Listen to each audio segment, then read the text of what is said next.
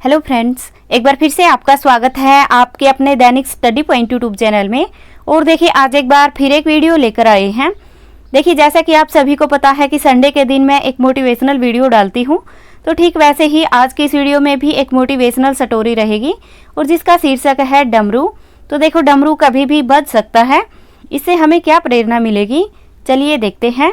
और हाँ देखिए, ये वीडियो आपको अच्छी लगे तो इसे लाइक करना, शेयर भी कर देना। और अगर आप पहली बार हमारे चैनल पर आए हैं तो चैनल को सब्सक्राइब कर लेना और बेल आइकन के बटन को दबा लेना ताकि हम कोई भी वीडियो डालें तो उसका नोटिफिकेशन आप तक आता रहे। तो चलिए देखते हैं डमरू कभी भी बज सकता है, इससे हमें क्या अभिप्रेरणा मिलेगी। तो देखिए इसमें ना देवताओं और किसानों की ये स्टोरी रहेगी। तो चलिए शुरू करते हैं। तो देखिए एक बार की बात है, देवताओं के राजा इंद्र ने कृषकों से किसी कारणवश से नाराज होकर 12 वर्षों तक बारिश न करने का निर्णय लिया और किसानों से कहा कि आप लोग 12 वर्षों तक फसल नहीं ले सकेंगे। तो देखिए कि देवताओं के जो राजा है इंद्र, इन्होंने कृषकों से कहा कि आप 12 वर्षों तक फसल नहीं ले सकेंगे। तब सारे किसान चिंतातुर हो गए और सोचने लगे और उन्होंने भगवान इंद्र से वर्षा कराने के लिए प्रार्थना की। और तो देखिए भगवान इंद्र ने उनसे कहा कि यदि भगवान शंकर अपना डमरू बजा देंगे तो वर्षा हो सकती है। देखिए क्या सुझाव दिया है भगवान इंद्र ने कि यदि भगवान शंकर अपना डमरू बजा देंगे तो वर्षा हो सकती है।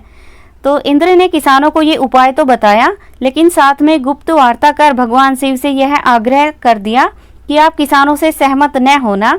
तो देखो इंद्र भगवान भी कितने चालाक हैं, उन्होंने किसानों को ये तो बता दिया कि यदि भगवान शिव अपना डमरू बजाएंगे तो वर्षा होगी, लेकिन गुप्त तरीके से ना वे भगवान शिव से भी मिल लिए और उन्होंने उनसे कहा कि आप किसानों की बातों से आग्रह मत करना, उनकी बातों से सहमत मत होना।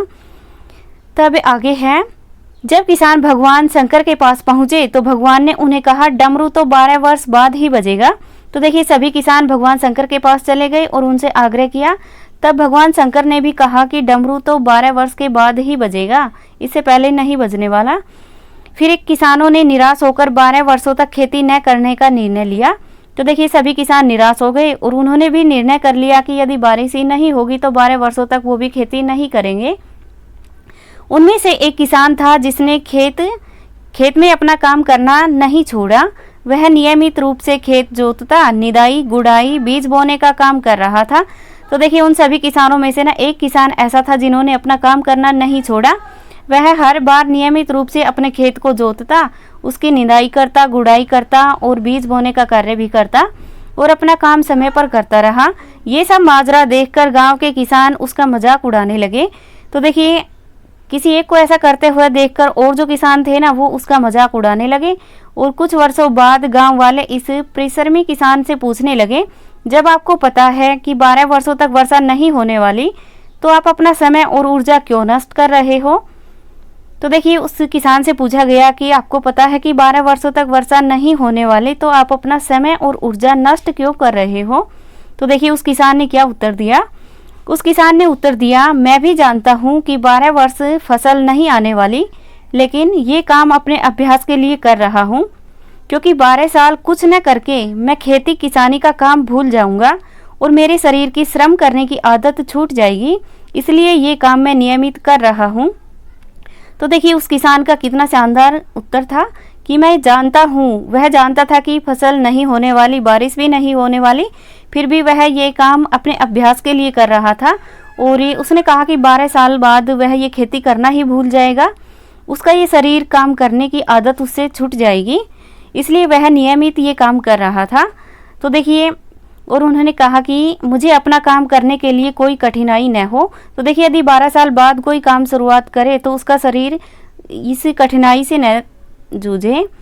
ये तार्किक चर्चा माता पार्वती भी बड़े कौतूहल के साथ सुन रही थी।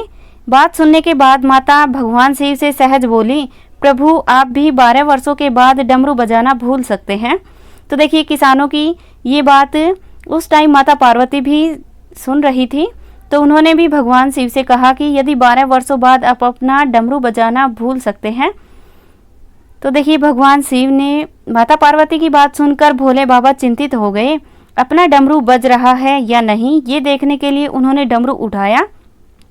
तो देखिए जैसे ही माता पार्वती ने उनसे कहा कि 12 साल बाद आप भी अपना डमरू बजाना भूल सकते हैं, तब भगवान शिव चिंतित हो गए और उन्होंने अपना डमरू उठाया और उन्हें बजाने का प्रयत्न करने लगे। तो देखिए जैसे ही डमरू बजा, बारिश शुरू हो गई। जो किसान अपने खेत में नियमित रूप से काम कर रहा था, उसके खेत में भरपूर फसल आई। बाकी के किसान पश्चाताप के अलावा कुछ न कर सके। तो देखिए भगवान शिव ने जैसे ही अपना डमरू उठाया तो बारिश शुरू हो गई। उसके बाद जो किसान नियमित रूप से अपने खेत में कार्य कर रहा था, उसके खेत में फसल अच्छी हो गई और बाकी के किसान पश्चाताप के अलावा कुछ नहीं कर सके। तो देखिए इससे हमें यही प्रेरणा मिलती है कि 2 सप्ताह, 2 माह, 2 वर्ष के बाद कभी तो लॉकडाउन खत्म होगा, सामान्य जनजीवन शुरू होगा और केवल नकारात्मक बातों पर अपना ध्यान लगाने की बजाय हमें अपने कार्य व्यवसाय से संबंधित कुशलताओं की धार पर पैनी करने का और अपनी अभिरुचि का अभ्यास करते रहेंगे। प्रतियोगिता परीक्षाओं का आयोजन कभी भी हो सकता है और ये डमरू कभी भी बज सकता है, इसलिए आप अपनी तैयारी के लगातार लगे रहिए। तो देखिए डमरू है ये जो कभी भी बज सकता है और एग्ज़ाम कभी भी आ सकते हैं, तो आप अपनी तैयारी करते रहिएगा। तो देखिए फ्रेंड्स, ये थी एक मोटिवेशनल स्टोरी। आशा करती हूँ ये वीडियो आपको अच्छी लगी होगी और अच्छी लगी हो तो इसे लाइक करना, शेयर भी कर देना और अगर आप पहली बार हमारे चैनल पर आए हैं तो चैनल को सब्सक्राइब कर लेना और बेल आइकन के बटन को दबा लेना ताकि हम कोई भी वीडियो डालें तो उसका नोटिफिकेशन आप तक आता रहे। Thank you.